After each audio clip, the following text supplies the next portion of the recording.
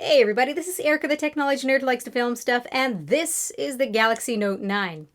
So I've spent a month with this device, and I feel pretty ready to talk about it. But I have to tell you guys, there is so much to cover with the Note 9 that I decided to make more of a specialized review surrounding 5 topics that I think make this device worth buying, along with some other rounding tidbits. So let's take a look. First, we are not going to get into complaining about the price. I know it's off-putting, as the price seems kind of out of reach for a phone that was previously more affordable. Prices have been inching up over the last several years. Mid-tiers have become so good that they are now considered like flagships. So to keep competing in their premium field, flagships have become luxury flagships. That's really how I see it. But people do want choice and are willing to pay for the maxed out features that a phone like this has to offer. So I think that it's really going to depend on what makes sense to you to purchase. I agree though, don't buy these flat out like I did. I paid like $1,400 for this phone. That's kind of nuts. So number 1, the very first thing that obviously sticks out is the display. And on the surface, the display specs are the same as the Note 8. We've got Gorilla Glass 5 covered Super AMOLED. It's Diamond Matrix pen tile with Quad HD Plus resolution, but compared to the Note 8, the pixel density has gone down a bit due to the increase in size, but it's hardly noticeable. The display is 6.4 inches, just a slight increase from the Note 8's 6.3 inches, but man, does it look absolutely massive this time around. And it all but dwarfs the 6.2-inch display of the Galaxy S9 Plus. It's a bit taller and wider, not as curved of a display compared to the Note 8. The effect is that it's very expansive, and I love it. It also has a bit more bezel on the sides compared to the Note 8, but cut down bezel at the bottom. And I find that that bit of extra bezel with less display curve combined with a wider frame actually makes your hand less likely to make accidental display touches and presses when you grip it. This has driven me absolutely crazy about Samsung phones in the past. So the change here is actually welcome in practice. No more unintentional screen interaction for me. This really is a display now that feels great to hold in the hand, and your finger now easily naturally reaches the fingerprint sensor at the back of this large and immersive display. So how about calibration of the Galaxy Note 9? Well, I've got 2 phones here at my disposal and I was able to measure both of them. The mode that I'm most interested in is the sRGB mode because all of our consumer content is sRGB.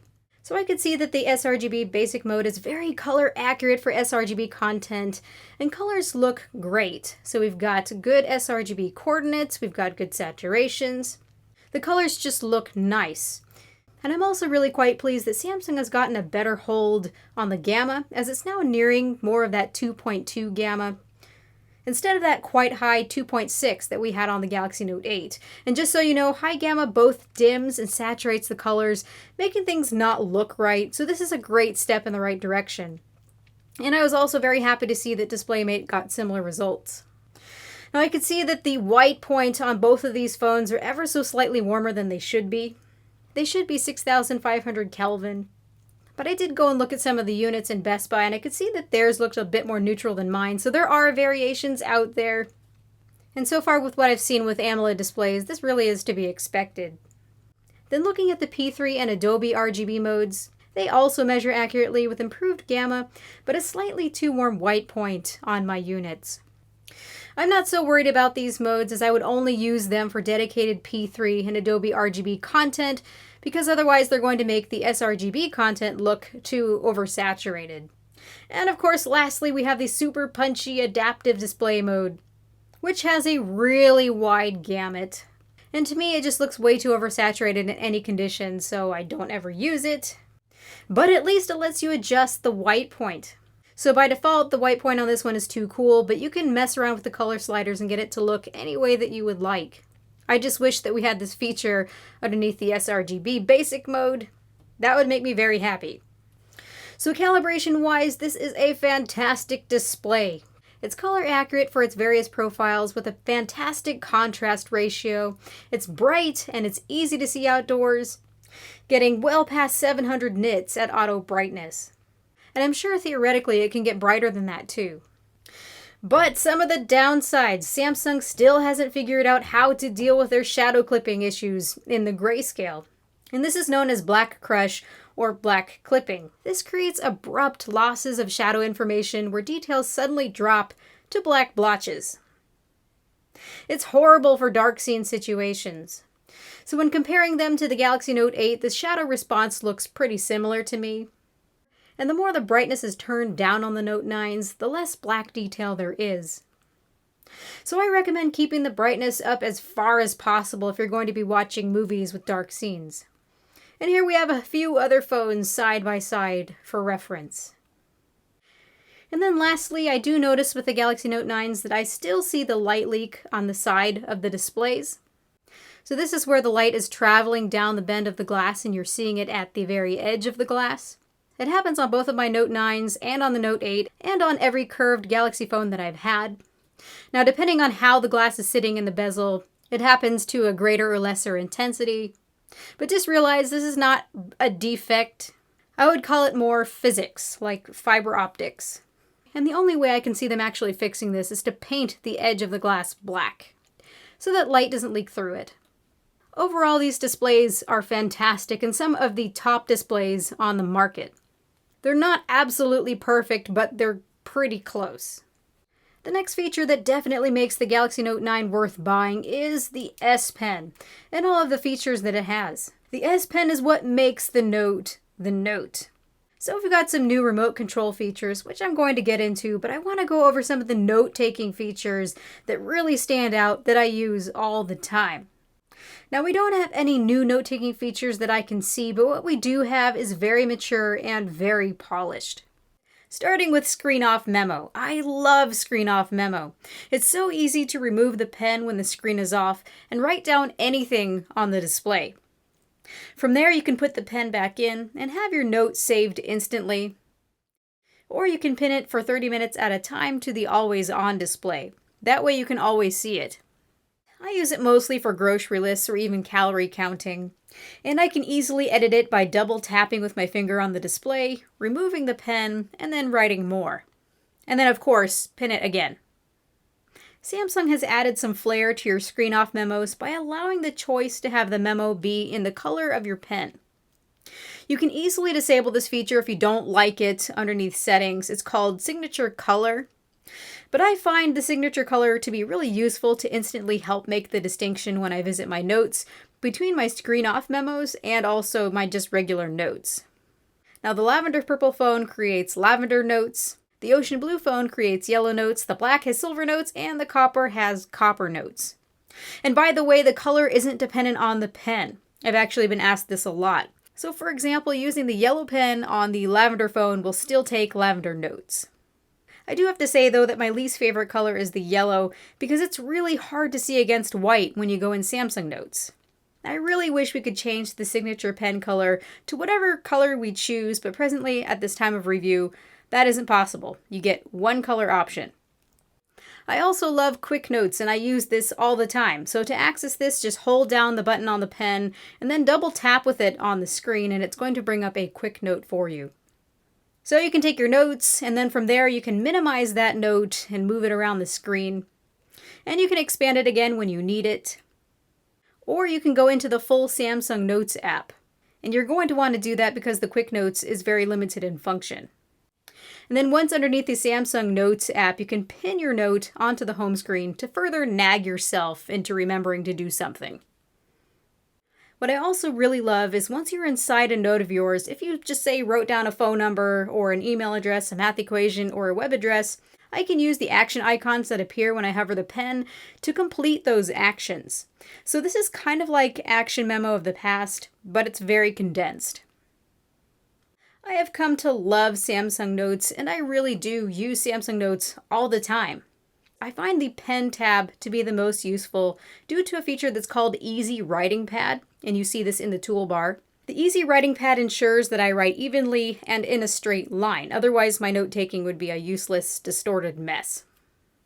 So I'm able to write neat and color-coded notes with characters all relatively the same size. It's brilliant. I also love that I can insert an image into my handwritten notes, and I can put it in front or behind the text, as well as being able to write all over that image too. I can also add text boxes if I want to have actual text and not handwriting, as well as voice memos. Then when you're done taking your note, of course you can share it all to a PDF, you can share it as an image, or you can even save the text only. So I usually share my work to Google Keep so that I can have access to my notes across all the platforms that I use. Then we've also got the text tab, which I also really like. It's not my favorite, but it does allow me to take notes with basic formatting options, though I wish the number count resumed after adding bullet points. And in this mode, I can also insert images or even voice memos as well. And of course, I have all my same sharing options. And then lastly, there's the brush tab, which is cool if you just want a drawing and a coloring note, which is then really easy to share to PenUp. Which brings me into coloring, another feature that I love, accessible from Air Command. There are many templates for you to color in, and you can easily share everything to PenUp. So I find this to be a useful distraction technique during a particularly stressful day, and I go all out. Then of course we can sign documents with the pen, like PDFs, though for some reason the Write On PDF app isn't installed by default anymore for some reason. I had to go and get it from the Play Store. Also underneath Air Command we have an array of selecting and editing tools like Smart Select and Screen Write. These are oldies but goodies for collecting text or images, which you can also then import to your notes. You can also use it to create GIFs or GIFs, whatever, and pin important collected tidbits to the screen. We've also still got Live Message, Translate, Magnify, and Glance, which I don't use these settings much, but they're all still there. So again, all these pen features aren't new, but these are just the ones that really stand out to me. So the pen this time around isn't about adding new software features for taking notes, but it's about hardware features. And the big thing is being able to use the pen as a controller. It uses Bluetooth Low Energy, so the pen has not been a noticeable battery drainer at all. It charges each time you put it into the phone, and it repairs if it happens to disconnect as well, which thankfully doesn't happen all too often. And no, you don't have to keep the Bluetooth toggle on for this to work. It continues to work when turning the standard Bluetooth toggle off. Now for some stats about the pen. It has a range of a bit more than 30 feet, and it lasts for 30 minutes on a charge, or 200 clicks. And according to Samsung, takes up to 40 seconds for recharge from 0 to 100%. Now, of course, I had to test all of this myself, and in actual testing, it took 450 clicks at one pass, and 430 clicks at another to go from 100% down to 0. This was just sitting and clicking it until it died. And each time, it only took about 20 seconds to actually recharge from 0 to 100%. So just say if you run out of juice during a PowerPoint presentation, you can put the pen back in to recharge quickly and really no one would notice for just 20 seconds. So I found that their specs are generous, which is great. And by the way, this pen works with older notes, and you can still use the pen for note-taking features if it runs out of power. What's really cool about the controller features with the pen is that they are customizable. So right now I have pressing and holding the pen button to execute the camera, but you can change that to executing other S Pen features or even apps. We also have app actions that we can customize too. I have single press underneath the camera mapped to taking a picture, and a double press to switching the camera from the front to the back. But you have the option to change these around if you would like. Samsung will open up the SDK to developers for integrating the pen into their apps in the near future, but I see the controller feature currently working for the camera, which I just showed you, for media, which includes YouTube. So you can stop and start videos, for example, or skip videos, and you can look to see what other options that you have. It works inside Chrome, where I have it set to scroll through a page with a single press and to go back a page with a double press.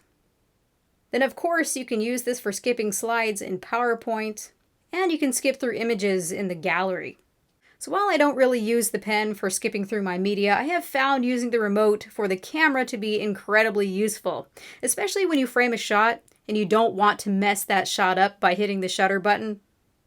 Or when you need to take a picture but you can't reach the shutter button, and for whatever reason, these things happen all the time. So the remote capability has expanded the possibilities for picture taking without someone else helping me. I think that it's brilliant. There's no more relying on the picture timer. Okay, so I want to stop part 1 right here. This is actually a 30-minute long video, and I want to splice it right down the middle, make it more watchable, and get this to you sooner. So stay tuned for part 2. You don't want to miss it. I cover a lot of things there. I talk about camera improvements, interesting things I found with game performance, battery life, performance findings between the 128GB and 512GB models, and more. So I'm going to finish editing that part. I will get it up as soon as I can. Let me know what you think about part 1. So this has been Erica, the technology nerd who likes to film stuff. Please rate, comment, and subscribe. Hit the notification bell so that you don't miss part 2. And have a good day, you guys. Bye!